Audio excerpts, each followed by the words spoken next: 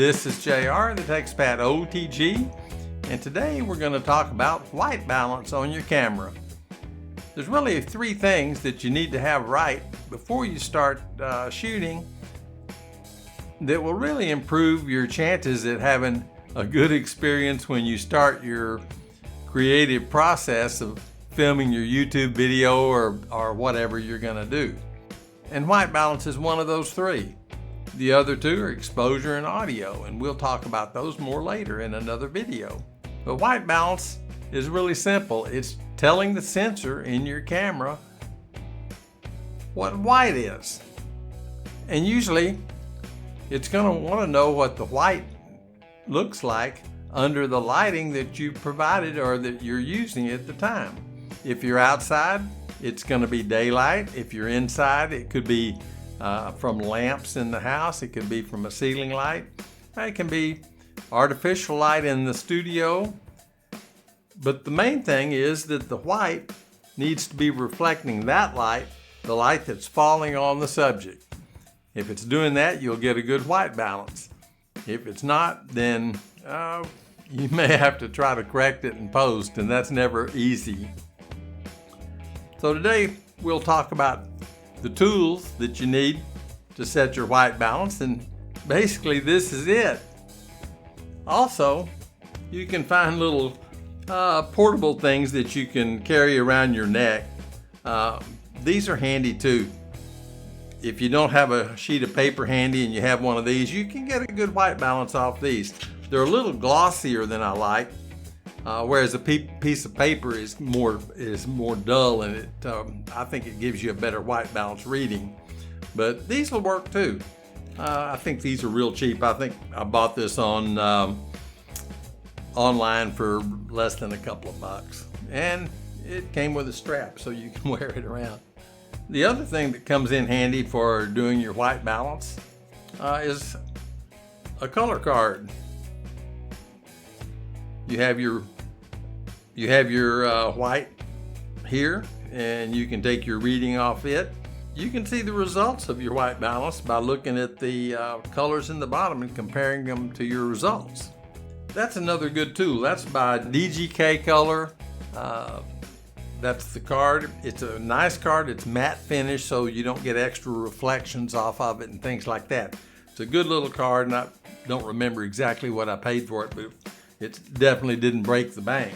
One problem that you have sometimes with white balance is getting to the camera to set it. It's not always easy. Sometimes you've got maybe a long lens on the camera, and your camera's quite a ways from your subject. Makes it a little difficult to take the reading. And so in that case, it's really nice to have a Kelvin meter. And a Kelvin meter is usually part of a light meter, and light meters are not cheap. They cost a little money, especially for a good one. So today what we're going to talk about is an alternative. The alternative that I'm working with right now is an app called the Kelvin meter. I'll put all the details for it in the description for this video.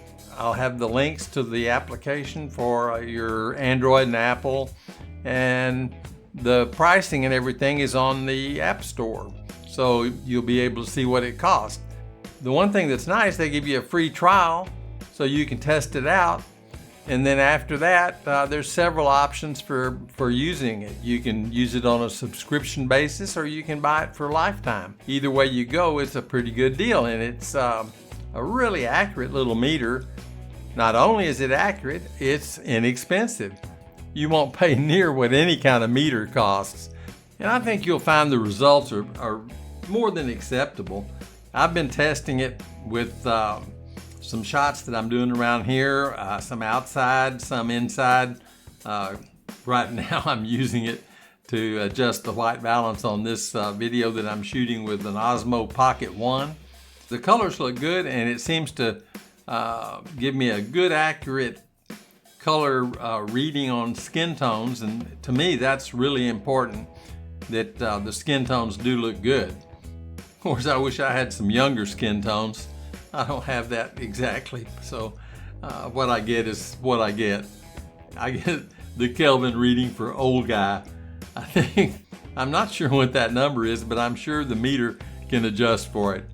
It also has information on the meter reading for your magenta and your green settings. Some cameras have that ability where you can go in and tweak those little settings. And it's got a nice window for targeting your white balance area. The window's adjustable, so you can go from a small spot to a large spot. Usually you want to try to get the entire white balance target inside the little square. You're not reading part of the background, because you might have trees that are green in the background, or you might have other things that would affect the color, reflection, stuff like that. You just target with the little square on the screen and read the reading off the meter, and it just does a real good job.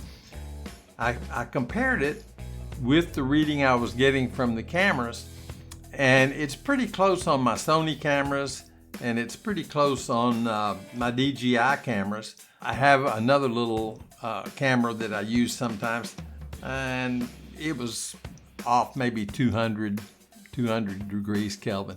So I'd say that it gets you really close, and if your camera is a little better camera, then you're going to get a better reading. Whatever reading you get off the meter is the reading you put in your camera, and that should do it. That should get you pretty close, and it should get your skin tones looking good, and that to me is really important. I like nice skin tones in my videos. What we're saying here is pretty simple.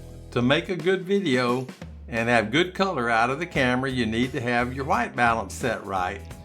And the little meter, the Kelvin meter, will help you do that. It's a really good tool. If the camera's a little far back and you can't set it, or you can't get a good setting with the in-camera white balance, with this one you can walk right up to your target and take your white balance reading, and that's really good. So once you got white balance down, all you have to look at next is exposure and how you're going to record your audio, and then you'll be ready to start your creative process of making a video. This is JR, fumbling my way through another video. I want to thank y'all for watching.